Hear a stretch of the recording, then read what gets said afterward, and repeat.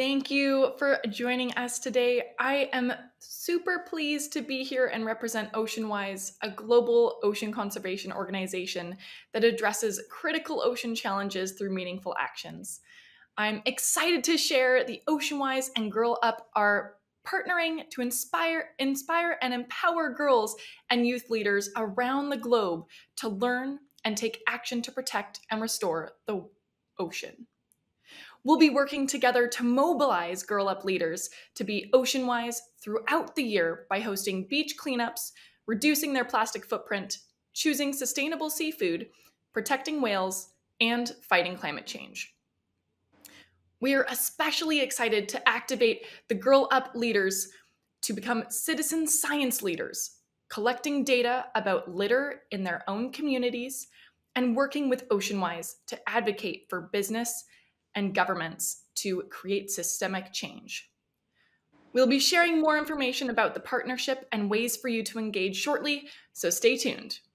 I'm really looking forward to this discussion with Jahzara and Martina about the importance of climate justice. So let's dive into today's session on climate change with two very exciting panelists. The first is Martina Gomez. She's a Girl Up regional leader for Argentina. Would you like to say hi, Martina? Thank you very much for the invitation. I am very happy to share this space with you. It is very nice to be part of the Global Leadership Summit. I am first year as a regional leader.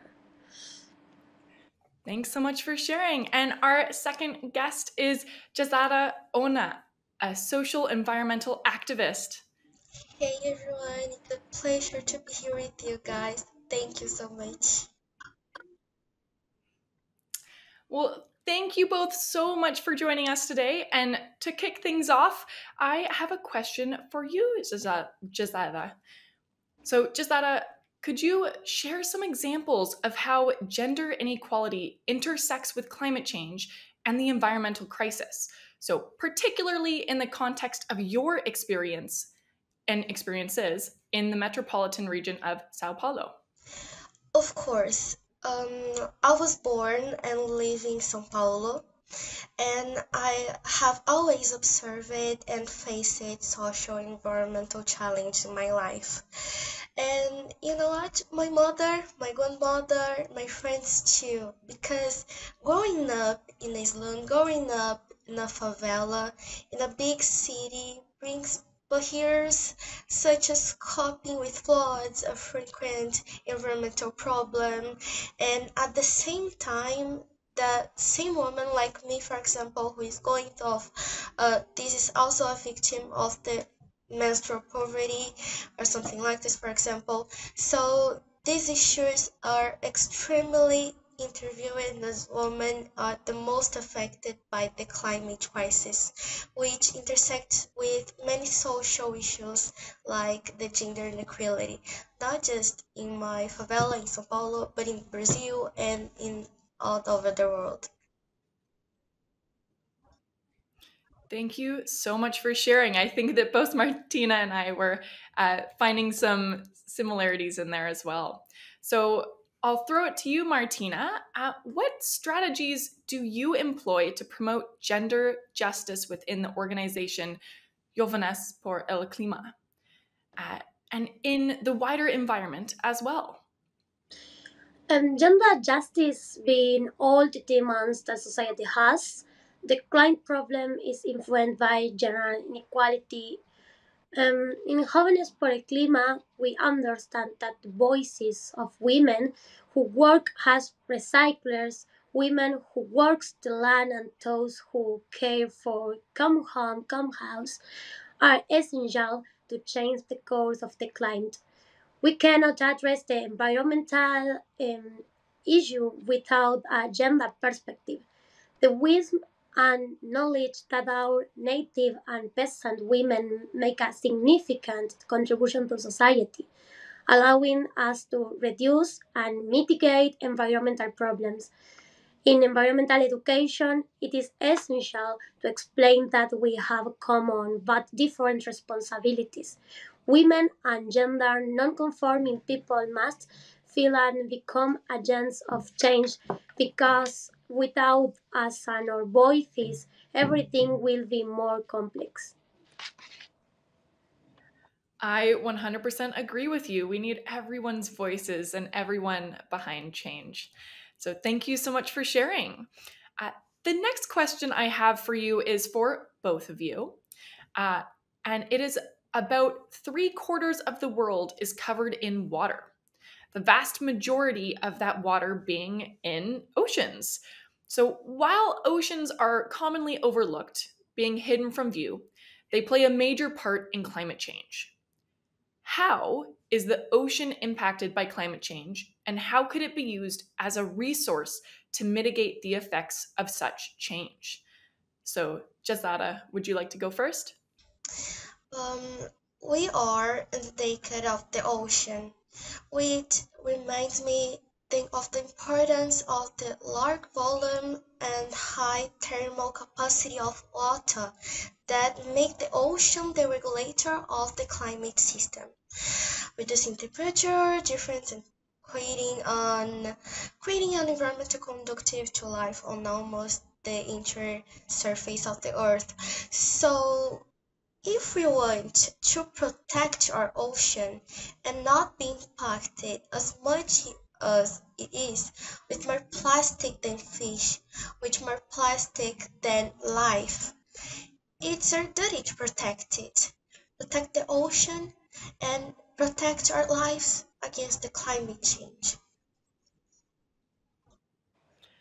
Amazing. Thank you so much for sharing. Martina, would you like to add to that? As Daphne and Jahzara said, the importance of the oceans and the recognition of them is essential in the race against the clock on climate change. The oceans are one of the main reserves of biodiversity. They are also great carbon collectors. In my region, as climate activist, in my opinion, climate activist, we must convey what happens with catastrophes. It the ocean and coastal areas, from coral bleachings to the more than 40 million people who are forced to migrate every year. Taking care of our water and paying attention to the rise in temperature is important to comfort and respond with policies which can stop this damage. Amazing. Wise words from both of you. And just like you were mentioning, the ocean connects to us all. So no matter where we are, we're connected by it and the effects that climate change has on it. Amazing. Well, I have another question for both of you. And this one is, what motivated you to become an activist working on climate change and gender justice issues? So, Martina, would you like to go first?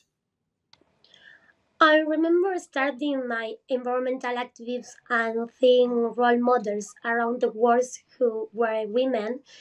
I began to closely follow Greta Thunberg's movements and to read about women leaders in Latin America. One day I read about Berta Cáceres, a Honduran indigenous leader who was assassinated due to being on opposition to hydroelectric projects. I began to investigate the role of women, their protective force, and their view of the world. That is that is when I realized that it was impossible to talk about environment justice if we didn't talk about gender justice. The inequalities suffered by women and gender non-conforming people in Latin America, in my region, are truly catastrophes, and we are the most affected. Women, girls, and boys are the most affected by climate change. Why wouldn't we think about changing that? That is how my interest first started. In Argentina, for example, one woman who worked the land faced vulnerable living conditions and do not hear what they should for their work. Will of you are a man, the reality is different. In the coastal countries of America, when the sea level rises and house flood, the women stay vigilant protecting their belongings. They are the ones who usually die in these extreme events. For this reason and many others, my environmental activism involves gender justice. Thank you so much for sharing. It's all extremely important. And, all those perspectives are really needed. So, Jahzara, do you have anything to share? I'd love to hear your thoughts as well. Well, I think my life experience, my ancestry, and my hope take me this way.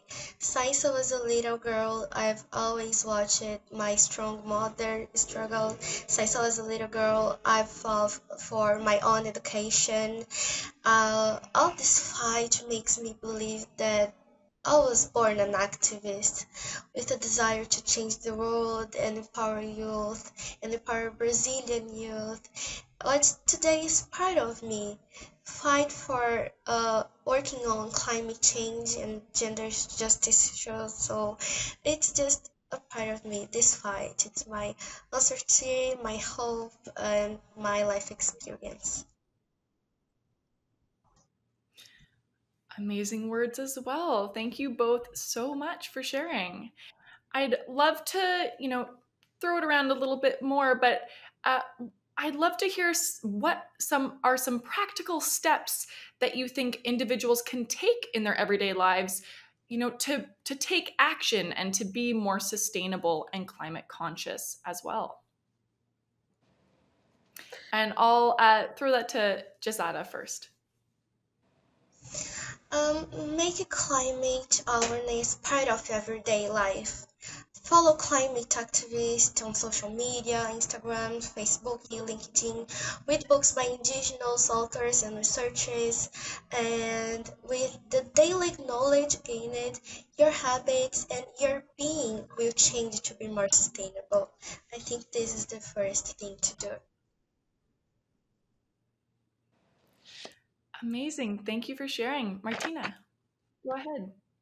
The most concrete action is the call to action, demanding paradigmatic changes when decisions are made, preparing campaigns and activities with friends, mobilize, communicating what is happening in the world, making all voices visible, being our means, understanding and promoting action that modify realities.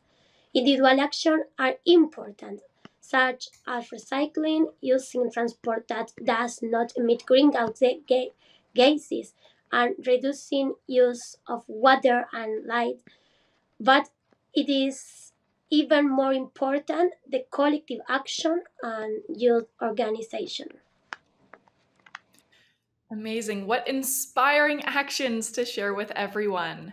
I'd like to say thank you, Jahzara and Martina, for joining us today. What an engaging conversation that you've started. As everyone heads back to the rest of the summer, I want to encourage you to pop over to ocean.org and see an even wider range of actions that we can all take for the ocean. I think my favorite, that is time sensitive as well, is Plastic Free July, which we have a campaign for that'll be kicking off at the end of this week. So go check it out. So, again, thank you both for joining me in this important conversation around climate justice. And I hope you all have a great time at the rest of the summit. Thank you. I love our conversation. Thank you so much. Thank you.